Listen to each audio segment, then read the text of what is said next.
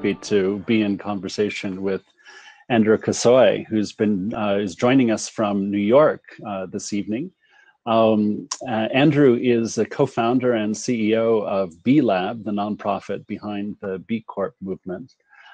He's also an Aspen Fellow, and as we discovered in preparing for this event, Andrew and I both grew up in the same town in Colorado, Boulder, Colorado. So it's a real pleasure to be in conversation with you, Andrew. Thanks so much for joining us. Todd, thank you very much. I'm really honored to be here with you. We thought we'd launch off by talking a little bit about your career. You've dedicated your career to finding for-profit and non-profit solutions and models for social change. How did that interest come about? Tell us a little bit about your journey. Well, it's maybe too long a story to go through the whole thing, but I, as you said, grew up in Boulder, Colorado, in an environment that was very much focused on social justice. And so when I was growing up, I always thought that I would do something related to that, like something that was related to public service. I worked for some different policymakers when I was a youth, like in high school. But when I got out of college, I actually ended up going off to work in the private sector, and I worked on Wall Street in the private equity industry. So I became an investor, and originally I did that because the politician who had been a mentor, who I wanted to go to Washington, D.C. and work for after college, told me that I needed to go off and have some experience in the real world, that if I wanted to come and try to help solve people's problems using public policy, that I ought to actually understand what those problems were like and how the economy worked. And so I went off and started a job that led to a 16-year career in the private equity industry, where I largely just put my head down and didn't really pay too much attention to many of the ideas that or values that I had been raised with. And it was really in 2001 when I became a Crown Fellow at the Aspen Institute, actually. That was the first time since I had graduated from college that I actually lifted my head up and started to think about how my values connected to the work that I was doing and to the things that I actually wanted to see happen in the world. And that can I interrupt you just briefly at that point? And I'm curious because as you were describing your trajectory, you said you were keeping your head down. What was it that, I mean, I didn't hear you say that you lost your values necessarily, but that you didn't pay as much attention to them. What got in the way? I think this is something that's maybe not as true today. When I went into the work world in Washington, in Wall Street, you sort of like, you put on a uniform to go to work. You put on your game face. And values and work were separated. You were expected to focus on the work that you were doing, which in that case was about making money through investing, and your values were something that you were to follow after work, maybe by doing some service work or working at a homeless shelter or giving money away through philanthropy after you had accumulated it. Like that was the model, I think, that that many people in that time thought of as the way to do good in the world. The connection between the place that you actually spent the most of your time and the impact that you had on the world, which was through your work, and your values, was somehow missing.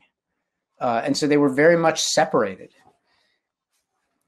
And around the time that I became an Aspen Fellow, I had the opportunity, by being part of that fellowship, to really like look in a mirror, or to have the other fellows that I was there with and the dialogue that we were engaged in sort of hold up a mirror and force me to ask myself some of those questions, like why is business just business and then values are for after work? And that began a process of not so much rejecting the idea of business or investing, but recognizing that values and purpose needed to be built into them, not separate from them. And you talked a little bit about the way in which others around you became mirrors. Who are the other mirrors that you've had as you've pursued this career from finance into what's become the B Corp movement? Well, first of all, I've been really lucky over the course of my life to have a lot of great mentors, and I don't think we say enough about mentors and the impact that they have on us, the examples that they set for us. And so I was lucky enough, for example, when the reason I got an Aspen Fellowship was that this congressman, actually, who I mentioned earlier, who had told me in the first place that I should go try to do something out in the real world, just asked me really simply one day over a cup of coffee when I was back in Boulder, Colorado, seeing him. He said, so I'm just curious, when are you going to come back to that service life that you mentioned that you used to be really committed to? And it was a pretty simple question, but that was a mirror held up and a forcing question. The thing that's made me the most lucky, if we jump ahead to the creation of the B Corp movement, and I'm happy to talk about how that actually happened, is please do. It really started with two of my best friends from college who'd also gone off and done different things in the private sector, and were similarly at a point of questioning the way in which business is done, and how they might have more of an impact. In the words of the Aspen Fellowship, how to go from success to significance in the next phase of their life. And I don't really think of myself as an entrepreneur. And so I was lucky to have a couple of really close friends, essentially, again, hold up a mirror for me and allow me to hold up a mirror for them, so that we could sort of in fellowship make this leap together to starting this organization, B Lab. And I wish I could say it was like an epiphany that I had while sitting there in an Aspen seminar room, but it was more of like a dawning realization that took a few years to gain the courage to make a real switch. And so while I started the Crown program in 2001, it wasn't until 2006, actually 5 years later, that I finally left the private equity industry, and that we began to form the nonprofit organization that became B Lab. So five years of searching for courage. Say a little bit more about that, and then I'd love to hear about B Lab. It sounds a little bit pathetic, doesn't it? That it No, 5 years to find courage, but I think I think many of you will know when you're good at something and it becomes part of your identity, it's sort of hard to imagine life in a different way. And so while the work that I was doing was in some ways disconnected from my values, it was in other ways quite meaningful because I was good at it, and it was part of my identity. And so it just took, I think it took a few years of realizing first that it was time to be doing something different, and then to try to figure out what that actually was, where could I actually do something that would feel really useful. And also somewhere in there, I had a couple of children, and that sort of slowed me down as well. But really, the biggest realization during that period of time was that somebody asked me to join the board of an organization called Echoing Green, which is a not-for-profit based in the United States that funds social entrepreneurs, mostly nonprofit entrepreneurs who are starting organizations to try to change some system that is broken or solve some social or environmental problem. And as I joined the board of this organization, I started to meet with many of the fellows, many of these social entrepreneurs, who were starting to have the realization that they could use business to scale solutions to social or environmental problems, sometimes faster than they would be able to do it through a nonprofit or an NGO model. And as I started to spend time with some of these social entrepreneurs, trying to help them think about their business model or how they might raise capital, I realized two things. The first one was that the market wasn't built for these kinds of entrepreneurs. The market was built to invest in businesses that were trying to maximize financial value as quickly as possible. But these entrepreneurs were trying to create businesses that maximized impact as fast as possible.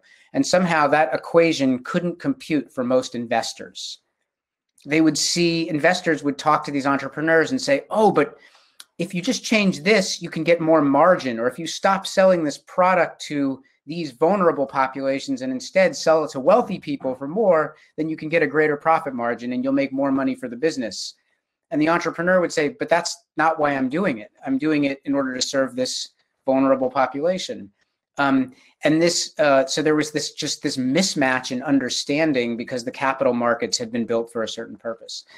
The second realization I had, which was more personal, was that I was having a lot more fun every day talking and trying to help these social entrepreneurs than I was doing my day job. And when I realized that I was spending half of my time sitting in my office each day working with these people instead of doing the job that I was being paid for, that was finally a pretty good indication that it was really time to make a switch.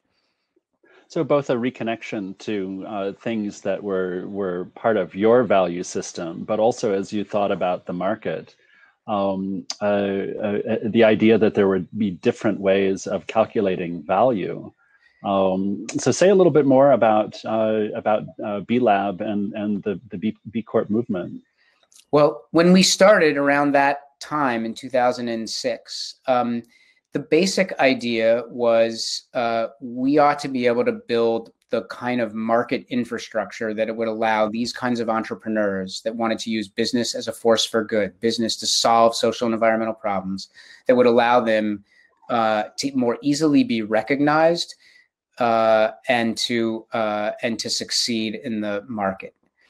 And when we started, the main tool that we came up with to do that was to create a certification, a little bit like fair trade for coffee or organic for milk, but B Corp certification. The idea was to certify the whole business, was to measure and know that a business was good on the whole for society and the environment.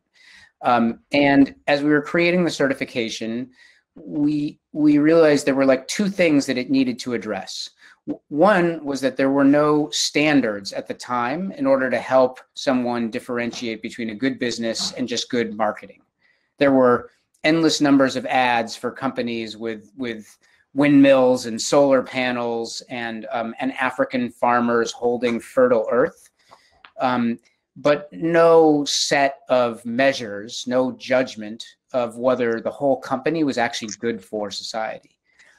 The second thing was that the rules of business, like the actual legal rules of business in most markets, and at the time we were mostly focused on the US, but we discovered this was true in most places around the world, the legal rules for corporations required companies to maximize value for their shareholders and actually made directors liable if they were making trade-offs in favor of social or environmental issues. And so the second thing that we wanted to address through the certification, the first was standards. What were the standards that would actually help somebody measure the social and environmental impact of a business, the performance from an impact perspective? The second thing was about fiduciary duty and actually getting businesses to change their underlying fiduciary duties so that they would make themselves accountable, legally accountable, to consider the interests of their stakeholders when they made decisions. So those were the two main components of the B Corp certification. And when we started, we basically went to the businesses that we were already aware of and sort of begged them to become certified because there was no value to a B Corp certification. It didn't mean anything. And so we, at the beginning, had to really go and find the entrepreneurs who were most likely to say, I want to lead by contributing to something bigger than just my own business. And so the first 80 certified B Corps in 2007 were the kinds of businesses that just said, we're in, without knowing what they were in for. And that was the beginning of the B Corp movement. And today, 15 years later, there are, in that first year, there were 80 B Corps, and they were all in the US, and they were all small, privately held companies. Today, there are about 3,800 certified B corporations. They're in 74 countries around the world. They're in 150 different industries. They range from small place-based sole proprietorships to large multinationals that trade on public stock exchanges. So you're not begging them anymore. How some, but more and more they come to us. Although the bar for certification, this is not like a membership club, and we've made it hard. And over time, we've made it harder as we've learned more. And so it's still a challenging process to help companies get through. And do you find this changing the way people think about the market as such? And has it had a response on the part of both investors and shareholders? Yeah, it has. I mean, I think that this has been an evolving work over time. And I certainly wouldn't want to take credit, just our organization, for the evolution in the way maybe many people are thinking about business or the capital markets, or what people would sort of call reimagining capitalism. But I think we've contributed to that debate, and the way we've done it is really to create this credible community of leaders.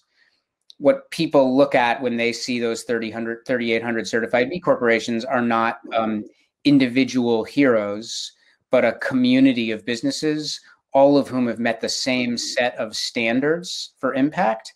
And they lead collectively and inspire others to follow. And I think the example that they've set, and then the narrative that we've been able to create about the purpose of business, has been really powerful for the businesses that follow. And the best way that I can know that at least that's beginning to work is that while there are 3,800 certified B corporations, there are about 130,000 companies that use the same impact measurement and management tool, the B impact assessment, that certified B corporations use.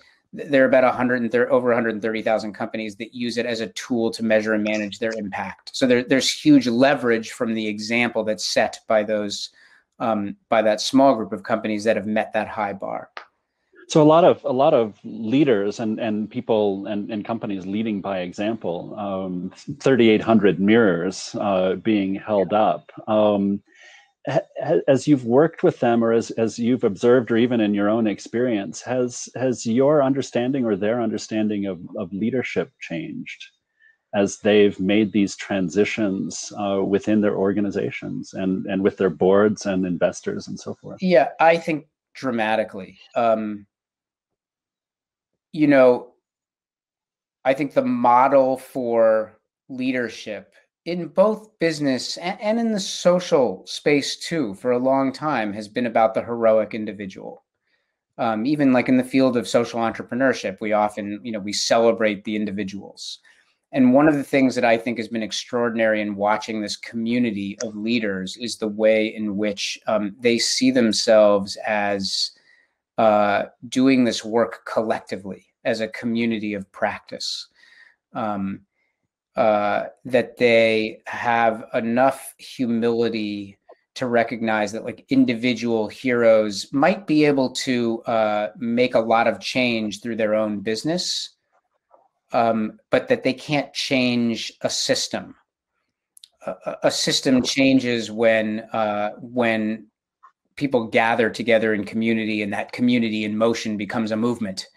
And that movement has the capacity to change the rules of the game. And so what's been most amazing to me about most of the leaders in the B Corp movement is their ability to it's not so much that they don't have egos, but that they are able to control them or channel them in a way that they're able to act collectively. And that collective action by these businesses is very powerful because businesses employ a lot of people, and so they can have an impact collectively together on all of the people that they employ, on the people who are their customers. Because they employ people and create economic growth in their communities, they can have a lot of impact collectively on policymakers to change the rules of the game. And when they're willing to work collectively, they can also influence investors. And there's one thing that I learned from being an investor, which is that investors at some level are like investors often are the least courageous actors in the economic ecosystem, because there's not much for them to measure themselves by other than their financial performance. A business can measure itself in lots of other ways if it really wants to, if it tries. It's harder for investors to do that. And so I think these businesses speaking together have been able to begin to influence the capital markets. And that's what's allowed, just in the last 2 years, more and more public companies to join the B Corp movement, that investors have started to get the message and realize that these kinds of businesses are better for the long term, better for their shareholders, and better for society. Well, it's interesting going back even to your own story, right? You were interested in politics because as a vehicle for change. There's also a sense that the nonprofit sector is a vehicle for change. But what's striking to me in your description is that, in fact, it may be these socially conscious businesses that occupy a space that can be more effective, both in short-term and long-term change. Is that an accurate threading of the needle, as it were? Yeah, the only thing I would be careful about is saying more effective. Like, I think one of the things that I'm pretty careful about is recognizing that nonprofits and government play absolutely necessary but insufficient role in driving change. And the private sector makes up a massive percentage of GDP in most places. In the US, it's probably 80% of the economy. And so if we can't figure out how to change the rules of the game, change the system of business, then we won't address the big problems that we face. So it's not so much that I think that they are more effective, but that they are a necessary actor, and in certain situations can be more effective. But I also think there are plenty of places where there are plenty of voids where business is just not the solution to the problem. And where we absolutely need NGOs and we absolutely need a strong government. And I think sometimes we risk, this is another sort of part of like the business person as hero. I think we risk actually diminishing the role that government or NGOs can play when we sort of heroize these businesses too much. So I think it's all about like the ecosystem and all of these different players acting together that really is the most powerful way for us to address the big problems we face. I want to come back to impact in a second, but I'm really curious, without mentioning any names, have you spoken with this congressman, if this person's still alive, after the B Corp movement? What was the response? Well, I'm really lucky. I talk to him all the time. He may have actually been your congressman too. I was wondering. Yeah, no, his name is David Skaggs. Yeah, he was a congressman from Colorado. He's still alive and very, very active. In fact, he's very involved in congressional ethics. And yes, I talk to him quite frequently, and he's been like a great advisor throughout this process as we've grown this movement. And he's encouraged me greatly. And he's also kept me connected to that role of government, I would say. Entrepreneurs, as many of you in the audience will know, can often be pretty dismissive of government. It's too slow. it's too bureaucratic. When you're an entrepreneur, you just want to like move, break glass, solve problems. And I think people often think that government doesn't play that, can't do that. And I think one of the things that we have realized over time is that there's such an important role for government in this process. Let's come back to impact for a second. You talked about developing the standards and the difficulties of doing so. How have you continued to refine the ways in which you try to measure things that the market hasn't traditionally measured? Yeah. Well, when we started, like good entrepreneurs, we created an impact assessment on a Excel spreadsheet over the course of a weekend that asked some questions about a business's practices with its workers, the communities in which it did business, the environment, its consumers. And we took it to some business leaders and asked them to go through it. And pretty quickly we realized that we were entirely wrong. We were asking all the wrong questions, but it began a process. And so the most important thing we learned was that it is all about creating a good set of standards. It's all about having a great process. And so the B impact assessment is versioned. Every 3 years, a new version of it comes out, and it uses the data and the best practices from the field that we've learned about the ways in which business has an impact on society and the environment to refine those standards. And the second thing about that process that's important is that it's independent.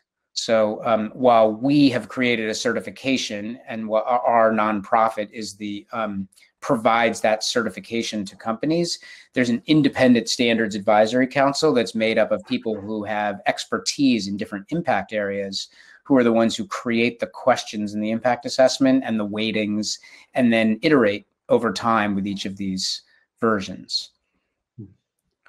And and you mentioned earlier that that this started in the United States, but it spread to over 70 countries. Right. Is it becoming embedded in global companies, or is this something that only in large measure more developed or wealthy countries can afford? We have different versions of the impact assessment for different markets in order to recognize that the things that have the most impact in an industrialized market are different than what's important in an emerging market. And similarly, there are different questions for different industries and different weightings. So, and are there cultural differences as well, where the measures of impact might have to be refined? There are, and we're actually, as we've become much more global, one of the things that our standards team is in the midst of doing is more localization of those standards, recognizing cultural context. Is very important. So, you know, we have the humility, I suppose, to know that it's always got to be better. That what we're doing is always, when we look back, we'll always say, oh, what we were doing then was wrong, and needs to evolve. And that's one of the ways in which it has to evolve, is that kind of like localization or local context. At the same time, it's really important to have a global set of standards so that there's some form of comparability, and that it means the same thing to be a certified B Corp here as it does in Uganda. I'll pause here for a second and just say that we've got about a half an hour left as part of our fireside chat with Andrew. And we wanted to get things started, just the two of us. But everybody on Remo will see on the right-hand side, there's a chat function. And if you go to the question and answer button, the Q&A, you can go ahead and start putting questions in the Q&A, and we'll weave them into the conversation. But let's pick up where we left off, Andrew. We've talked a little bit about new leadership and the importance of adaptation. And one of the other themes for this summit is globalization, which we were talking about. Globalization means different things to different people. I mean, how do you think about globalization and its advantages, its disadvantages, or challenges? I know there's a lot there, so take it in whatever order that you'd like. Yeah. I mean, I think one of the things we've seen over the last several years is that just having globalization that some people, I guess, think about globalization as just being about like unfettered free markets. And I don't think that that works particularly well. It leads to like an incredible level of resource extraction and exploitation by the powerful from the vulnerable. And I think it leads to, because there's so much is done in sort of like a faceless way, little sense of responsibility for the stakeholders of a business. They're too far away. Often they don't even work for the company. They work for a supplier of a supplier of a supplier. And so, so companies barely know who their customers are, or who their workers are, or who's providing the raw resources that go into their products. And so while I think there are many benefits of globalization, I'm not in any way opposed to globalization. I think that a set of norms for how globalization works, how we benefit from it, at the same time that we exercise care, I guess, is really important. And so I like, when I think about that in the context of our own work,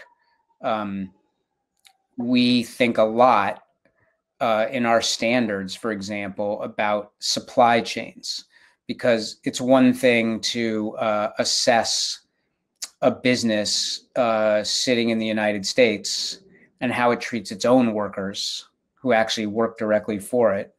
But in a globalized economy, we've got to look at how that company engages with other companies down through its supply chain to actually think about, for example, in the case of a coffee company in the US, the farmers and the coffee co-ops in Colombia that are its ultimate suppliers. And all too often that just isn't a factor. No one's paying attention.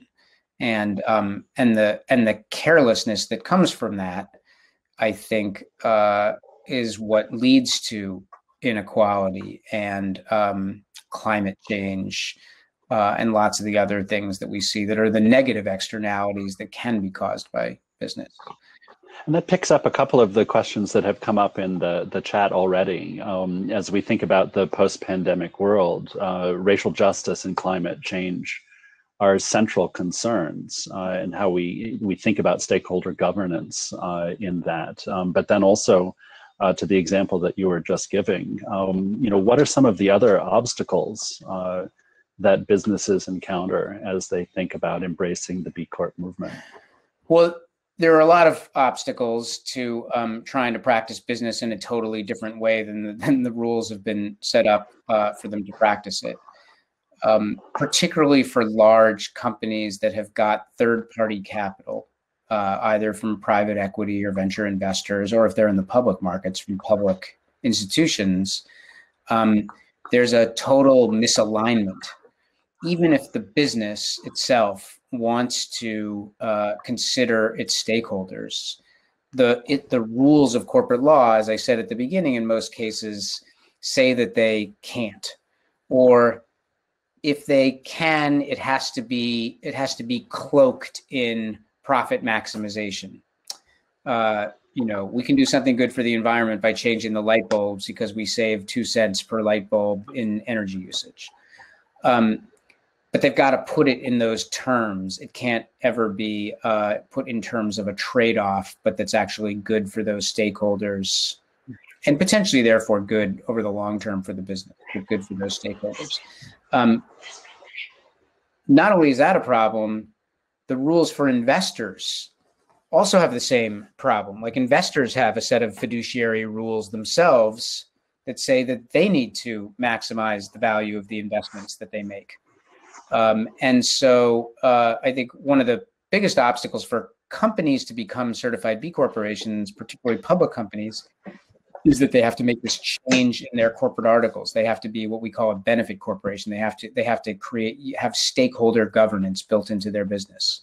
And for many companies, until the last 12 or 18 months, for the first 14 years that we were doing this, that was a huge impediment, that companies were worried that if they ever asked their investors to change their corporate form, that they would be branded as soft, or at best, and at worst, that they would be branded as being in violation of their fiduciary duties. Well, and that brings up one of the other questions in the chat. Have you found instances where companies have gotten the B Corp label, but then turned out not to be meeting the standards? Yeah. So it's important to say, like, the way we do the certification is that when companies submit for certification after they've gone through this impact assessment, we do verification work. So it's a little bit like an auditor looking at a company's financial statements.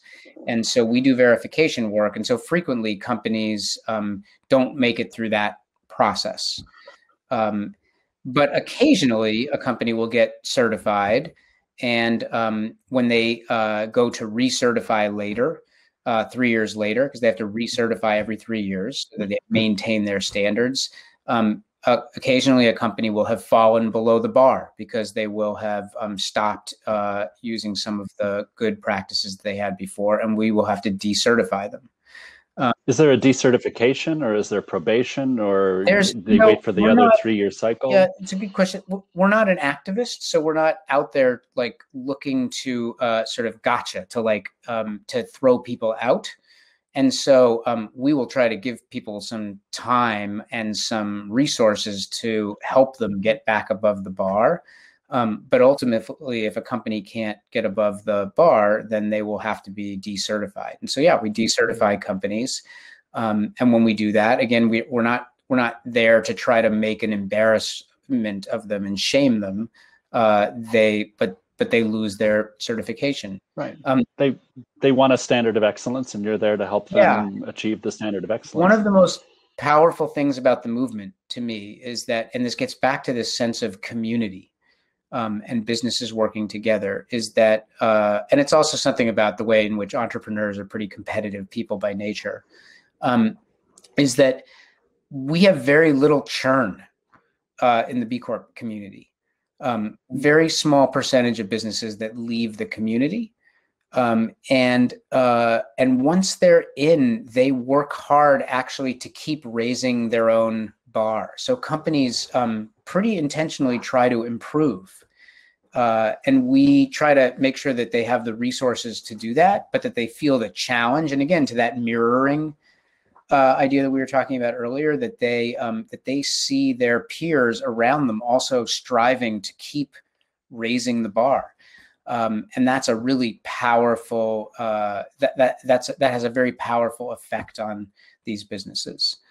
And I think like COVID has been a really interesting moment the last year to watch the effect that this has.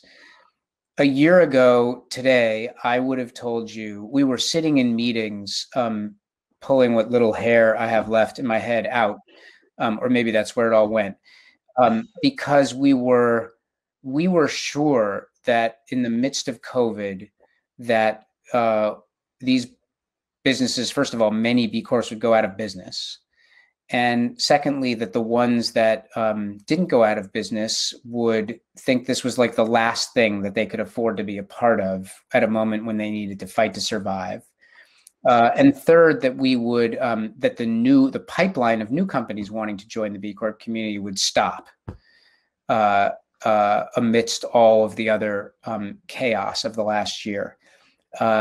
And much to our surprise, it was the opposite of that.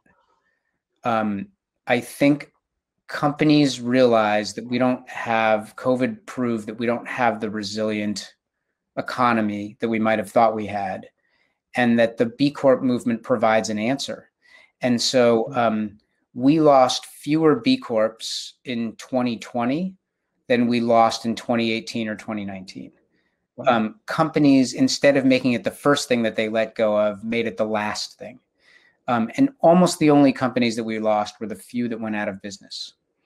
And I know from talking with other executives that the resilience of employees, the sense of purpose, the attachment, the ability to work harder in these difficult circumstances was really key during the pandemic, where everything was new and people, I mean, we all became entrepreneurs in a way. Does that sense of connectedness to purpose play out in what you've just described?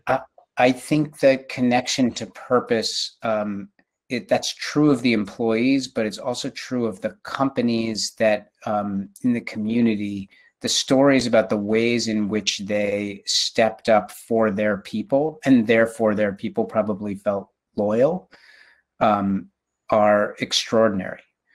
And you know, a number of studies have been done about companies, for example, that signed the Business Roundtable's letter about stakeholder business, about the ways in which they didn't live up to the words on the piece of paper. And the B Corp community lived up to those accountabilities that they had created for themselves, and they looked to the community to help them. And so there are also just some these companies, like, they acted collectively to try to look out for each other, to try to do business with each other. When we had in the US racial justice uprisings after George Floyd was murdered in late May of last year, we had so many companies in the B Corp community start working together on solutions to racial justice problems inside their businesses and in the communities where they did business. So I think that that power of community, those relationships, really bound them together and held the community together through what's been like literally a hell of a year. Yeah. Well, and sort of building on that, there are a number of questions in the chat about Hong Kong in particular as a socially conscious place. Any advice on how those founders, I think as it was put, or entrepreneurs in Hong Kong would take first steps toward B Corp certification? Yeah, I'm glad you asked. There are a number of B Corps in Hong Kong. In fact, we have an office in Hong Kong. We have B Lab Hong Kong, and we can distribute after this a link to their website and their contacts.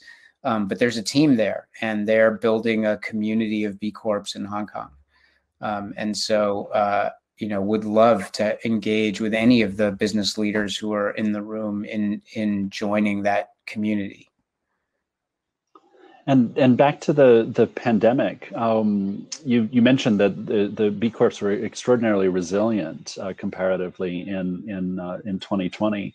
Are you seeing an uptick of interest in 2021 as economies come back into fuller stream? Yeah, it's been amazing. I mean, we have 3,800 certified B corporations. In the last 12 months, 2,500 new companies have submitted for certification. Wow. Yeah, so we have the biggest problem we have right now is a huge backlog of companies trying to get through that process, and so we're one of the great challenges for us, actually, in a difficult time in a nonprofit that relies in part on philanthropic support, has been that we've had to scale the size of the organization. We'll grow this year by about 50%. the number of people who work here in order to speed up that process of certification for the backlog of companies. And that's so without putting you on the spot then, how are you all dealing with that scaling up as a way of maintaining corporate culture, our own culture. and the problems that come with scale? Yeah, it is really hard. And it's particularly hard to grow like this at a time where we can't be together. Our organization has kind of grown up like a family over the last 14 or 15 years.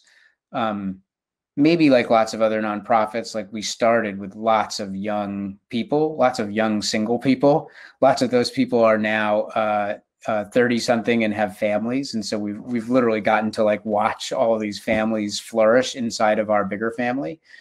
And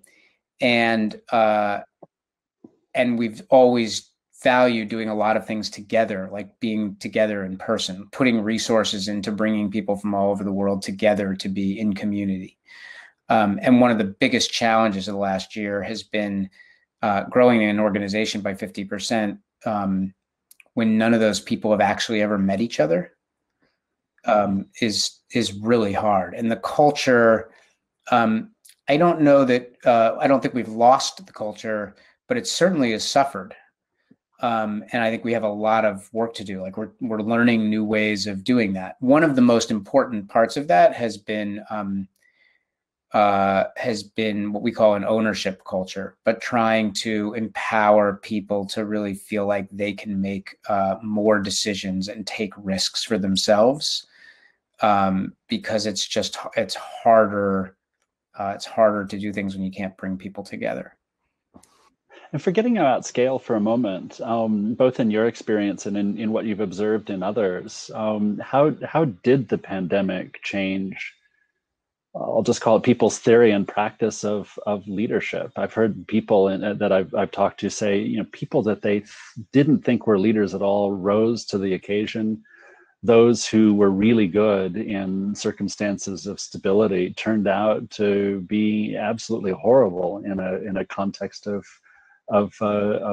confusion and uncertainty. Yeah, it's interesting. We've always had this kind of like set of principles or values for our organization. And I forget if it's number 2 or number 3 on the list, has always been embrace uncertainty.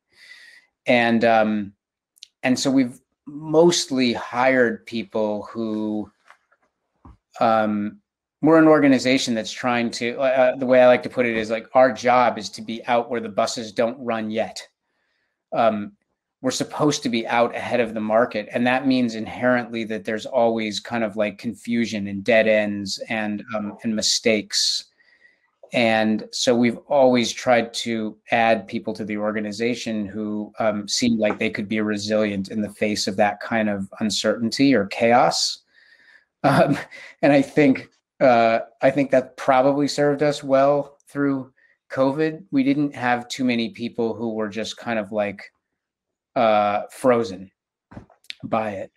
But at the same time, it's been enormously hard on people emotionally. And one thing I would say that as a leader, that's been really hard for me to recognize is that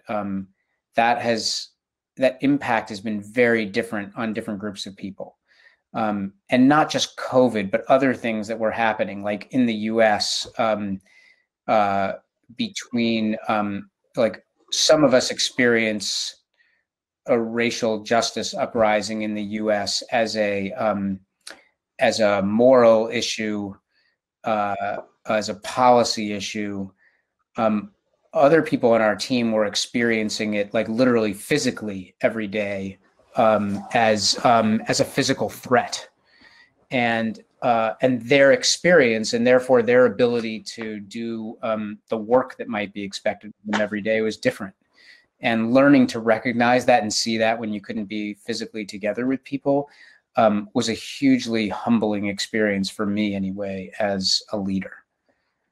And it brings me back to Mr. Long's remarks at the very beginning of this morning or this evening, depending on where you are. He spoke of needing more compassionate leaders, more adaptive leaders, people who are empowered to bring their best selves, but that meant, in his words, vulnerability. And it's interesting to hear you echo many of those same values or qualities.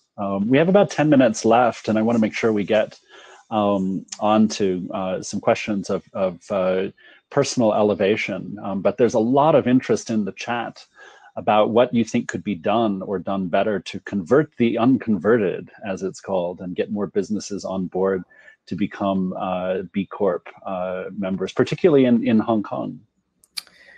So, I don't know your market as well as I'd like to. And so it's hard for me to talk about a specific market. But I think it's important to understand the context of the way business is practiced in a particular market. Like, there are places where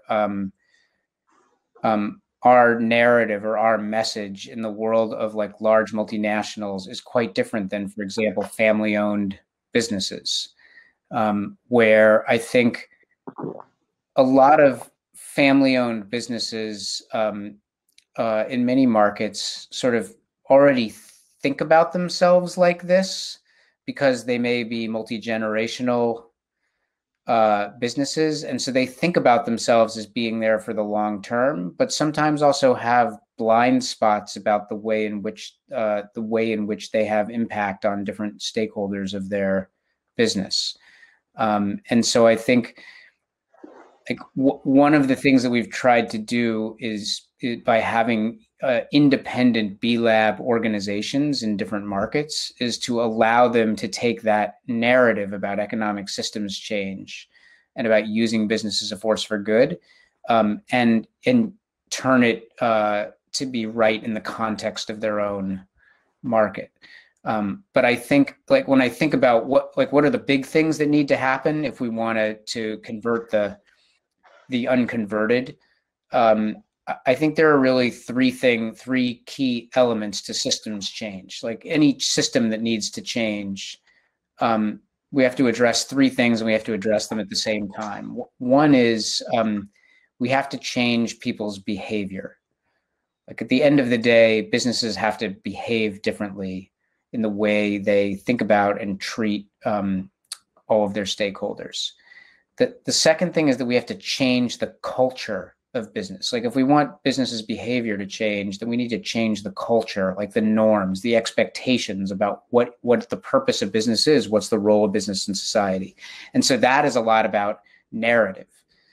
If the first one, behavior change, is about standards and tools that actually enable business to behave in a different way, the second thing is about narrative. What's that broader message about the purpose of business? And conversations like this and a fellowship like this that allows you to, all of you, to work together in changing that narrative about the purpose of business in your communities, I think is critical. And then the third thing is that we have to change the rules of the game. That involves public policy, I think. Like, there are some things about the way in which business is practiced that are built into the law, that are built into investors' fiduciary duties and corporate directors' fiduciary duties and tax incentives, and many, many things like that, antitrust, that we have to address through public policy, so that business is playing by a set of rules that facilitates and makes meaningful and lasting that change in the narrative. So we can't do. What about financial institutions? Do you see any movement there? So I'm, as you might imagine, given where I came from, I am more cynical probably about big financial institutions than just about anything else. And I think that they have to be pushed. They're not likely to lead. And we've seen some evidence of some financial institutions at least talking a lot about important issues, like particularly climate change. But often there's a huge disconnect between what their leaders say and what their portfolio managers do with their investing. And so, yes, I think the cultural narrative work is important. Aspen has a fellowship, in fact, that particularly works with leaders in the finance world to help them try to create change from within. And I think that that's very important. But I also think that the rules that govern big financial institutions, because they are so powerful, need really a careful look. And that also requires global cooperation, because global financial institutions are so global in their behavior. Well, if we go back to your discussion of behavior, the cultural narrative, and then also the rules, the legal system, that would sort of reinforce what you said a few moments ago, that gatherings like this are really important, because if there's going to be any kind of localization effort, it sounds like it's really going to be from the bottom up, not from the top down. And so all of you, as you begin to think about the ways in which more socially conscious business might flourish, it depends a lot on your own expertise and cultural facility in your own role in converting the unconverted, as it were. I'd like to take you back. Well, actually, before we go back to Aspen in August of 2001, are there other standards or competitors in the neutral sense, I guess, as you think about creating different systems, different narratives to have more socially conscious business? There are many other organizations that are working in this space that are doing really important work. And one of the most important elements of systems change, or recognitions, I think, about systems change, is that no one organization is going to change the entire economic system by itself. So as much as I have a lot of hubris about what we're doing to build the B Corp movement, I recognize we're not going to do it by ourselves. And so I think collaboration amongst these organizations is critical. And so, no, there's not like a competitor to B Corp certification specifically, but there are many other ways of measuring social and environmental impact. There are many other systems of standards for reporting. There are many other organizations working on the narrative about economic systems change or reimagining capitalism. Aspen has the Business and Society program run by Judy Samuelson that does some amazing work in this sphere. And so I think collaboration between these organizations is really important if we actually want to make a difference. We helped launch an organization last year called Imperative 21 that's meant to be a platform for collaboration, that the imperative of the 21st century business is economic systems change. And they've launched a narrative campaign called Reset that launched last September, that many organizations that are doing similar work to ours are participating in. And so that element of like the culture shift in particular, I think, requires many people to start to have a similar narrative.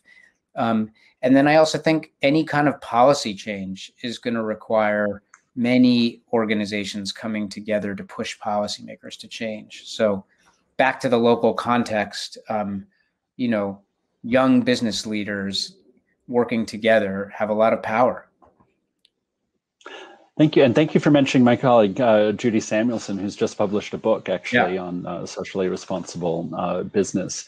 I'll pass things back to Allison in just a second, but I'd like to take you back to Aspen in August of 2001, because you said that you were going through the executive leadership seminar and really wrestling with some questions about what you wanted to do, how you wanted to be a more purposeful leader. And I'll just ask you to reflect briefly, since we only have a couple of minutes left.